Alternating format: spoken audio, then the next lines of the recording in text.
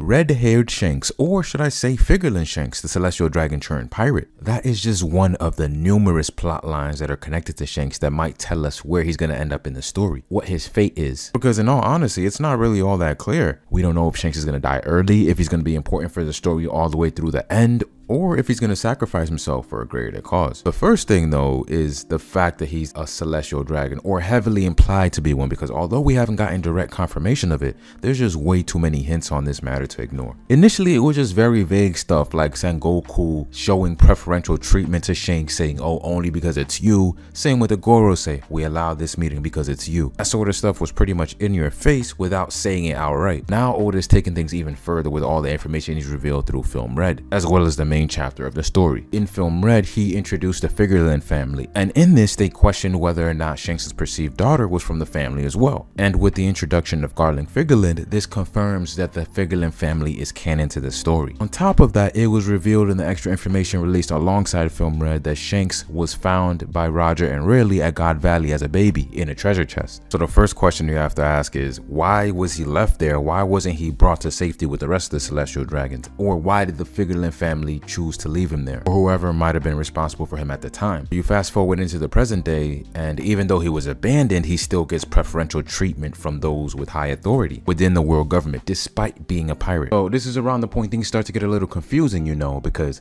why is Shanks, number one, going after the One Piece now after all these chances that he's had in years prior? Why didn't he go when Big Mom and Kaido were alive? Or when the prime years of Whitebeard were dwindling down? Because at that point, he was the only one sitting in front of the throne without taking it for himself. But also, how is he in good accord with the world government while actively pursuing the One Piece? And then the fact that he stole arguably the most powerful devil fruit of all time from a government ship. Did he know it was the Nika fruit? Or was everything going basically according to plan? And is he working alongside the world government in some sense? Is he going after the One Piece for them to stop somebody else from getting it? The more you think about these things, the less they make sense, especially because Shanks was seen by many as a successor to Roger, but he moves in ways that Roger wouldn't even dream of. In any case, right now, whatever the end goal might be, he is currently actively going after the One Piece. And with that comes its own challenges because of the rise of new powers that are taking form and pursuing the treasure as well. The Cross Guild, the Straw Hat Pirates, the Blackbeard Pirates, all of which have some sort of a special connection to Shanks. The one crew that he's going after himself specifically is the Blackbeard Pirates, but he may very well come into contact with the Cross Guild, and at some point these two parties might come into conflict to the point that Mihawk, for example,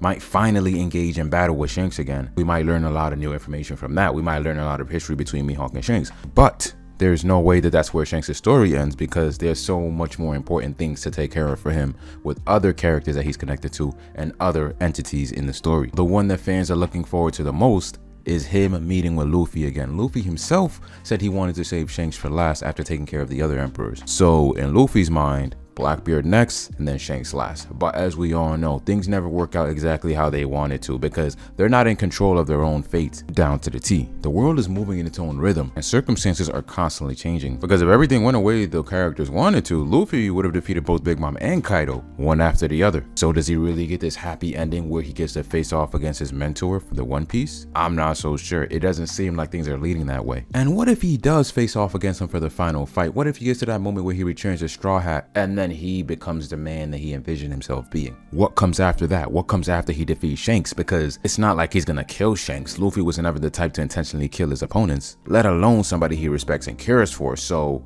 maybe if that happens, then Shanks fights alongside Luffy against the Celestial Dragons. I'm not so sure about that, but if it does happen, then it would make a lot of sense for him to come into contact with the other Figurelin families or the other Celestial Dragons, or something that would shed light on his involvement with the world government and Celestial Dragons at this moment in time. We might find out what sort of relationship he has with Garland Figurelin, because right now most people are speculating that that's his father. But what if things took a complete turn and Shanks was executed by this man with the authority to execute Celestial Dragons? We have to go back to the fact that Shanks was left at God Valley as a baby, basically abandoned. There had to have been a reason there. One thing we do know for an absolute fact is the fact that Garland Figurelin himself absolutely detests people who protect the less powerful, and Shanks is kind of one of those people. Above all else, the one character that I think has to be explored with his connection with Shanks is Blackbeard. The most interesting thing about their dynamic is the fact that typically in a story, it's seen that the D's are the good guys and the celestial dragons or the gods are the bad guys. Altogether, the D's are the enemies of the gods, and that's been an ongoing theme. The thing here is Blackbeard is a D with evil ambitions. Shanks on the surface seems like a good guy. So you can see how this theme still makes sense, even though it's not the case where Blackbeard is going to actively fight against the world government alongside Luffy or anything like that. That would just be crazy.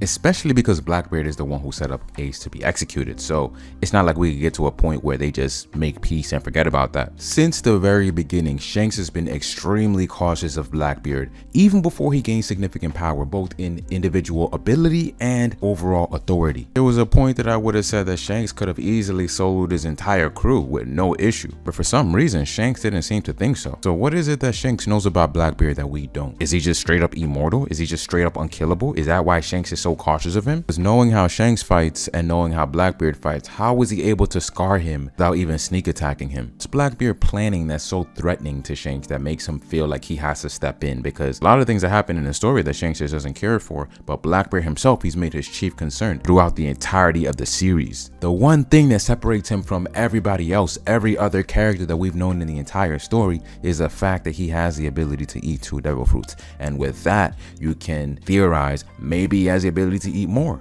Everybody's expecting him to get a 3rd devil fruit, and then when that happens, you can imagine if a no devil fruit Blackbeard was able to scar Shanks, what would a 3 devil fruit Blackbeard be able to do? Because as lame as he looks on panel when he fights, as clumsy as he appears all the time, there's obviously something there that Oda's waiting to unveil. I'll be completely honest, the way things are building up right now, I don't think this ends good for Shanks. The way he's actively pursuing Blackbeard, I just can't see a scenario in which he faces him and that ends well, especially because we know Blackbeard is a pirate that fights with no honor, no code, no rules, nothing like that. Now you can say pirate fights have no honor to begin with, but Blackbeard just takes that to a whole new level. He will do anything to get the win, betraying allies and breaking bonds that he's built for decades. I mean, even at Amazon Lily, it was implied that he was willing to sacrifice his crew just to stop Boa Hancock. So when Shanks faces Blackbeard, I feel like that's where he's going to meet his end. That's where his story ends. Obviously, I can't say how we get there because that's the thing with One Piece. People make theories all the time, but as good as a theory is, it's not going to have all the steps laid out, all the building blocks. The only important thing is the end goal. Just look at Wano, for example. Everybody knew Kaido had to die. There was no way to stop this guy by sending him to prison. The most popular theory, of course, was Zoro killing Kaido. Of course that didn't happen, but the main purpose of it was to ensure Kaido was defeated by killing him, and that's what happened. Nobody could have seen Luffy being the one to kill Kaido by sending him straight into magma, but it still worked because the ultimate end goal was met. So I see Blackbeard likely being the one to kill Shanks, maybe even before Luffy has a chance to meet him, but that doesn't have to be the case. It could be a scenario where there's an all-out battle between the three or something like that. I don't know, but anything can happen. But those are pretty much all my thoughts on the topic. But as always, tell me what you think. Where do you think things are headed for Shanks? What will we have the chance to learn about him, and who will he battle along the way? Comment all your thoughts down below, but also don't forget to like the video, subscribe to the channel, and hit the bell for more videos just like this one.